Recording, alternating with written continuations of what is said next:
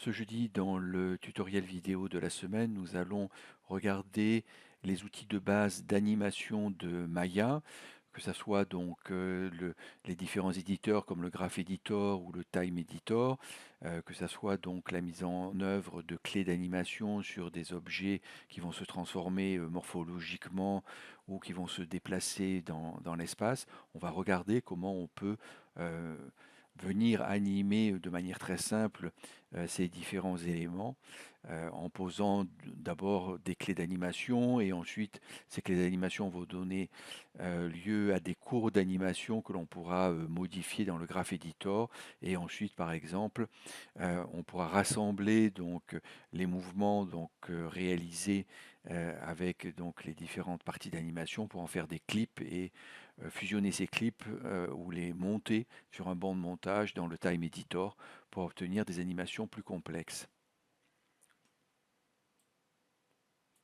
Donc nous allons voir comment techniquement nous pouvons mettre en place les bases, les outils de base de l'animation dans Maya. Et puis ensuite dans nos formations, bien sûr, on développe toute la partie acting donc de l'animateur 3D qui doit réaliser donc toute une scène complexe avec des personnages, avec leur comportement, leurs mouvements, leur attitude, en appliquant les principes d'animation sur donc l'ensemble des formes, encore une fois, et de personnages qui bougent. Donc ici, on va juste faire une petite intro sur les outils techniques d'animation que l'on peut avoir à notre disposition dans Maya.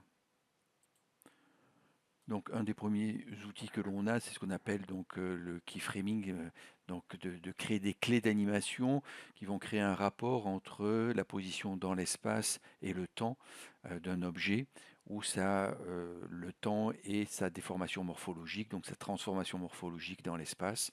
On va pouvoir donc mettre en place des clés d'animation. Entre deux clés d'animation, il y aura donc un changement morphologique ou de déplacement du point de pivot de l'objet qui fait que on pourra à ce moment-là donc avoir une transformation qui va se jouer entre ces deux clés. Ok, on va regarder un petit exemple là-dessus. Donc ici sur ce petit exemple de départ, on va venir prendre la montgolfière ici, le ballon, avec l'ensemble donc la nacelle et les différents objets qui vont avec. On va penser à faire un groupe de l'ensemble donc des formes de telle manière que le groupe serve de parent à l'ensemble donc de la montgolfière ici et que l'on puisse donc voilà le ballon ici et on va pouvoir donc gérer donc avec soit une seule modélisation, soit un groupe dont on va définir le point de pivot, le déplacement donc de cet objet et éventuellement sa transformation morphologique. Donc là, le ballon est un objet donc polygonal composé de plusieurs formes qui ont été rassemblées donc dans la modélisation avec notamment l'outil Combine. Et on a donc un seul objet avec un point de pivot qui est placé au niveau de la nacelle. Donc je rappelle juste le point de pivot qui va nous servir donc de déplacement de la forme de l'objet. Il n'est pas forcément au centre de l'objet, de telle manière que l'on puisse éventuellement faire des rotations par rapport donc à ce point de pivot qui correspondrait aux rotations de l'objet éventuellement, des rotations ou des transformations éventuellement de taille comme on peut voir ici. Après le déplacement sur les trois axes se fera aussi de la même manière avec ce point de pivot. Donc, je rappelle qu'on appuie sur la touche insert du clavier pour venir modifier la position donc, du point de pivot ici, et notamment l'importance donc de la position du point de pivot par rapport à l'ensemble de l'objet, comme on vient de le voir, se joue au niveau de la rotation et du scale principalement. Donc on va pouvoir donc mettre en place un point de pivot. Éventuellement, on verra donc dans les prochains tutos du jeudi comment on peut créer des groupes avec des points de pivot différents, telle manière d'agir de manière différentielle sur un objet en animation. Donc ici, on va regarder donc les bases avec un seul point de pivot. On pourra créer donc un groupe pour ça, par exemple, hein, pour avoir un point de pivot décalé si on veut, ou avec un groupe ou un locator, ce qui revient au même, parce qu'on aura une connexion par enfant entre les deux. Ok, donc ici on a le point de pivot. Le point de pivot, on va pouvoir donc l'avoir positionné où on veut et on va le retrouver donc cet objet avec son point de pivot dans le channel box avec les paramètres de translate, rotate et scale. C'est la façon la plus simple de voir donc le transform, la partie transform donc d'un objet à partir de son point de pivot. On peut retrouver aussi CTRL A dans l'attribut editor où on va avoir donc le premier onglet qui va s'appeler du nom donc, que l'on a donné donc à l'objet qui est le node transform ici ballon ballon et on va retrouver le translate rotate et scale sur les trois axes ici et d'autres paramètres optionnels mais principalement donc le translate rotate et scale sur lequel on va pouvoir donc appliquer des clés d'animation. Ensuite, on a les différents autres nodes, onglets dans l'attribut editor, notamment le shape sur lequel on pourra jouer sur la forme. Donc translate, rotate et scale, c'est le point de pivot qui va déplacer et entraîner donc l'objet dans son ensemble polygonal sans transformation morphologique. Ok. Donc je viens ici pour poser une clé d'animation, c'est relativement simple. J'ai la ligne de temps donc ici en bas en frame. Donc en général les logiciels de 3D ont une des lignes de temps en frame. Ça veut dire quoi? Ça veut dire que la cadence va être définie ensuite. On peut la prévoir et il faut l'imaginer, mais la cadence elle sera définie de manière, je dirais, définitive et totale avec un logiciel de compositing. Ici, on va créer donc une animation frame by frame, donc un ensemble de frames que l'on pourra donc retrouver ensuite dans un logiciel de compositing comme Nuke ou After Effects pour timer donc la cadence, le rythme. Alors, bien sûr, on va imaginer que on a une cadence classique de 24 frames par seconde, et donc par exemple, si on a donc une ligne de temps à 100 frames, on aura à peu près 4 secondes, donc à quelque chose près, 24-25 frames secondes, on aura 4 secondes d'animation ici que l'on pourra donc venir jouer sur la ligne de temps ici. Bien entendu, on pourra, là j'ai ramené donc la ligne de temps à 100, cette valeur-là je peux l'augmenter et augmenter ma ligne de temps même après avoir posé des clés d'animation. Et donc on va pouvoir donc comme ça avoir la ligne de temps, on va pouvoir zoomer sur une partie de la ligne de temps avec le curseur ici, si je veux par exemple entre 50 premières frames, et ensuite je déplacerai le curseur sur les 50 dernières ici. Et donc la ligne de temps est importante puisque c'est sur elle qu'on va poser les clés d'animation, on va dire de base, ou voir les clés d'animation au moins de l'objet qui est sélectionné et sur lequel on va mettre des clés d'animation au niveau Translate, Rotate et Scale par exemple. Donc pour mettre des clés d'animation en place, on va positionner par exemple le ballon ici à ce niveau-là, voilà, on va le faire partir vers l'arrière. OK. Et on peut partir donc de la frame 0 ou de la frame 1 si on préfère. Ici, on pourra mettre donc 1, frame 1. On va partir de la frame 1. On met l'image ici. On n'est pas obligé de partir de la frame de départ. On peut très bien commencer l'animation à la frame 10. Donc au départ, le ballon ne va pas bouger. Et à partir de la frame 10, il va commencer à se déplacer, par exemple. Donc je viens sur la frame 10 ici. Je le laisse sur cette position-là, en X, Y, Z et en rotate et en scale. Et je vais venir donc ensuite venir sur les éléments sur lesquels je veux, les attributs sur lesquels je veux poser une clé d'animation, faire bouton droit de la souris, set key.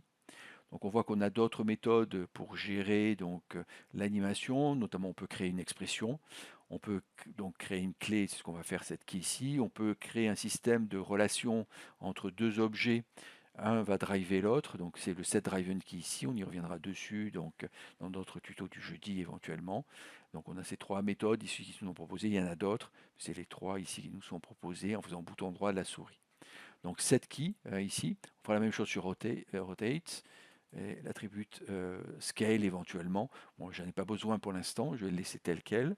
Je ne vais pas le prendre dans le frame. Et on voit que donc on a les valeurs qui sont sous fond rouge, ça veut dire qu'on a une clé d'animation dans Maya, une clé directe d'animation, et on va retrouver un trait rouge ici, donc sur le, euh, la ligne de temps à la frame 10. Ensuite, ce que je vais faire, je vais venir donc cliquer sur cette icône ici, qui est l'auto keyframe, ici, qui va me permettre de automatiquement créer des clés. Alors, c'est intéressant parce qu'automatiquement, dès que je vais déplacer le temps et mon objet, une clé va se créer. Ça m'évite de chaque fois de refaire à chaque fois bouton dans la souris, cette key, et ainsi de suite. Ou on a aussi donc la possibilité d'avoir les raccourcis clavier. On va venir donc dans la partie animation de Maya. Donc j'étais dans Modeling, je viens dans Animation. Et dans Key ici, je peux donc venir appuyer sur la touche S pour faire une clé d'animation, cette Key ici. Je pourrais donc avoir les raccourcis pour faire juste une clé d'animation sur le Translate, le Rotate et le Scale, donc Shift W, Shift E et Shift R ici. W, E, R correspondent donc au mouvement que l'on peut donc mettre en place. Ici, là, je suis en mode donc W, E, rotation, R, translate. Et si je fais Shift de ces, avec le truc, je crée donc à ce moment-là une clé d'animation pour le translate, rotate et scale ici. OK. Ou je mets aussi en mode automatique ici. Donc je vais déplacer d'abord le temps, la ligne de temps. Je viens avec le curseur, je mets par exemple en 30 ici. Et ensuite, j'appuie sur W pour avoir le mode donc Translate et je viens déplacer par exemple, donc on va le faire déplacer et monter un peu. Voilà, ici, la montgolfière. Automatiquement, on voit qu'on a une clé d'animation qui est ici créée. Et on a donc le translate qui bascule donc encore en rouge. On voit que le rotate, lui, il reste en rose parce que ces valeurs n'ont pas changé. Et donc, on n'a pas besoin d'avoir donc ici une clé d'animation. Si on veut être sûr d'avoir une clé d'animation à la frame 30 en translate et en rotate, on fera un bouton dans la souris, cette key ici, voilà. Comme ça, on est sûr de reposer une clé d'animation sur le rotate. Ça veut dire qu'entre les deux, il ne va pas bouger. C'est le translate qui bouge ici. OK. Donc on peut imaginer que le ballon se penche un peu, entraîné par le vent éventuellement dans son déplacement, et donc on va pouvoir mettre en place donc un effet donc de rotation effectivement, et donc on va par rapport à son déplacement créer donc pencher un peu le ballon comme ça, et donc effectivement ici on aura donc une rotation sur l'axe X qui sera, et je suis venu bien me positionner sur la clé de telle manière de ne pas avoir rajouté une nouvelle clé. Si je veux, voilà, alors ça va être progressif ici, voilà le mouvement. Si je veux l'enclencher de manière un peu plus rapide, il se penche dès qu'il se déplace, je vais venir à la frame 16 par exemple, et déjà enclencher donc le mouvement ici, et hop, voilà. Donc il se déplace, hop, commence à se pencher, bon, pourquoi pas, et ensuite il continue. Soit après il peut se redresser un peu, hein, éventuellement on pourra jouer sur les courbes ici. Donc ici on a du translate et du rotate du ballon ici, que l'on a mis en place avec 3 clés d'animation. Donc ensuite sur la timeline ici, on peut gérer les clés en venant donc sur la clé, faisant bouton droit la souris. On peut la copier, on peut la mettre, faire un pass, donc la coller. Ici, on peut la déléter. On a donc différentes fonctions de type de clés que l'on va pouvoir mettre en place. La notion de tangente aussi sur les clés, on va le voir sur le Graph Editor pour terminer cette première partie des bases techniques d'animation avec ce tuto, et donc notamment le type de tangente ici. Donc une fois qu'on a posé des clés d'animation ici, donc je n'ai posé que 3 hein, pour faire un petit test. On va pouvoir venir dans Windows, Animation Editor, donc on a tout un ensemble donc, d'éditeurs d'animation. Certains sont qu'on n'utilise plus, comme le Trax Editor, parce que c'est les anciennes versions de Maya qui l'utilisaient, donc on l'a remplacé par le Time Editor. Et principalement, on va utiliser donc pour gérer l'animation. Après, il y a la gestion, donc on le voit ici, du quick rig, human key, donc du setup rigging de personnages. Mais pour gérer l'animation, on a principalement le graph editor et les clips d'animation, le time editor. Donc le graph editor ici, que l'on va pouvoir ouvrir. Ok, le voilà, le graph editor ici. Hop, on va pouvoir agrandir. On va essayer d'avoir les deux, donc, et la fenêtre, voilà, en dessous ici. Donc on peut réaménager donc ici je vais laisser le graph editor comme ça. On peut l'incruster donc dans le au-dessus de la vue. Vous avez le mode donc animation que l'on va retrouver dans le workspace ici animation qui se met tout bien en place. Vous pourrez l'utiliser. Ici donc j'ai mon balloon et je retrouve donc transition rotate ici. J'appuie sur la touche F ici, de telle manière de venir zoomer, focaliser, F pour focaliser, de focaliser sur l'ensemble donc des clés d'animation qui ont été donc créées. Donc on voit les clés de départ du translate et du rotate, les clés donc de finale donc à la frame 30, et puis on a une clé ici en 16 de rotation que je suis venu mettre en place sur l'axe donc X. Donc on peut sélectionner juste un attribut et on aura donc ici effectivement la clé, la courbe avec les trois clés en détail à ce niveau-là. Donc ici on peut éditer donc les clés, les courbes d'animation, changer les valeurs. Donc par exemple je prends celle-ci ici, je la sélectionne donc en faisant avec le bouton gauche de la souris un petit donc un rectangle de sélection et je vois ici j'ai 16, donc je suis à la frame 16 et j'ai la valeur de rotation 104. Je la change juste pour dire que je l'ai changé, je mets 115 ici, elle va remonter un peu cette valeur là, voilà, ici, et puis donc je vais changer celle-ci aussi et je vais venir donc mettre 105 ici, voilà par exemple.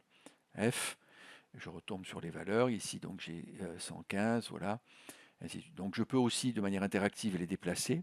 Avec le bouton du milieu de la souris, je sélectionne, je peux me déplacer à droite ou à gauche donc, pour changer donc, à quel frame. Donc on le voit donc, ici, et ou la valeur donc, sur l'axe Y. Donc l'axe des valeurs, c'est l'axe Y montant, et l'axe horizontal, c'est l'axe des frames, hein, ici. Donc on voit on est à la frame 10, et on va aller par exemple à la frame 16 ici. On voit bien qu'on était à la frame 16 avec une valeur donc de 114. Maintenant, on n'a plus la valeur 115 parce que j'ai déplacé un peu mes valeurs. Voilà, on va pouvoir snapper sur des valeurs, ainsi de suite. Donc, on a tous les outils d'édition. Juste, je terminerai cette première partie ici en venant donc jouer sur les tangentes. Donc, je peux venir sélectionner donc les tangentes et jouer sur les tangentes. Donc, par défaut, je suis en tangente souple de Bézier ici. Je peux passer donc par exemple en mode linéaire si je veux quelque chose de cassant dans l'animation. Je peux passer donc ici, je sélectionne l'ensemble de ma courbe et je mets en linéaire tangente, et donc je vois que j'ai quelque chose donc de cassant ici au niveau des points donc euh, de, des clés d'animation. Et donc bien sûr ça va jouer sur l'animation, hein, de changer donc les tangentes, parce que tout d'un coup on va changer, hop, ça va être linéaire au lieu de passer souplement, je dirais, d'une valeur à une autre. Ok. Donc on a différentes possibilités donc de tangentes ici, spline tangente, clamp tangente, flat tangente aussi, step tangente et ainsi de suite. Donc je reviens en mode spline tangente ici, je récupère donc mes tangentes et je vais pouvoir donc venir jouer sur effectivement comment les tangentes fonctionnent donc ici. Si je veux maintenir longtemps donc sur une valeur d'un point ici que ça, par exemple ça décroisse pas, eh bien je pourrais augmenter donc ici la valeur de la tangente. Et pour ça, je pourrais faire deux choses. Donc, je sélectionne mon point et je viens dans tangente et je peux faire break tangente pour libérer la tangente in qui est à gauche et out qui est à droite. Donc, on voit in tangente, out tangente, hein, ce vocabulaire-là, on le retrouve ici dans les possibilités. Spline, auto, out tangente, auto, spline, on peut changer ici aussi. Et on peut faire break tangente ici pour séparer les deux tangentes. OK. Donc elles vont fonctionner séparément, ici voilà déjà. Et ensuite, on va pouvoir donc, resélectionne le point, on va pouvoir donc venir faire free tangent length, la longueur ici. Et donc à ce moment-là, on va pouvoir donc venir étirer donc la tangente. Oups, avant cela, donc il faut venir dans curve, resélectionner toute la curve. Il faut mettre du weighted tangente ici, curve, et weighted tangente ici.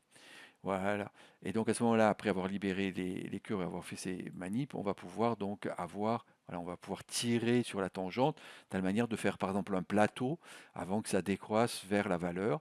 Et donc pendant assez longtemps, le ballon va maintenir donc sa valeur de rotation ici. Hop, je vais remonter.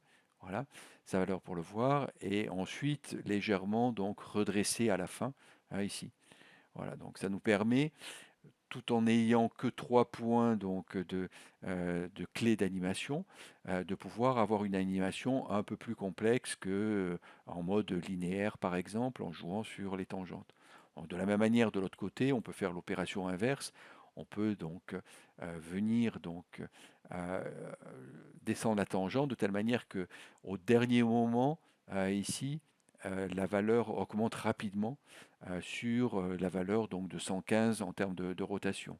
Donc on va partir lentement et puis tout d'un coup, hop, on va prendre donc la pente. Voilà, hop, c'est d'un coup ici sur quelques valeurs. Ici, d'autant plus si on vient ici venir aplatir un peu la valeur. On aura d'autant plus une courbe comme ça exponentielle d'animation. On va partir, hop, voilà, on part directement et on se maintient ici. Voilà un peu pour travailler donc sur un, poser des clés d'animation et deux, sur les courbes d'animation pour avoir une animation un peu plus complexe. On verra donc dans les prochains tutos du jeudi sur l'animation comment on peut donc utiliser plusieurs courbes, des transformations morphologiques que l'on pourra animer. Par exemple ici on pourrait continuer donc à travailler sur le ballon se gonfle au fur et à mesure du déplacement en montant donc dans l'animation, en utilisant donc des systèmes de déformation sur lesquels on pourra poser des clés d'animation par exemple.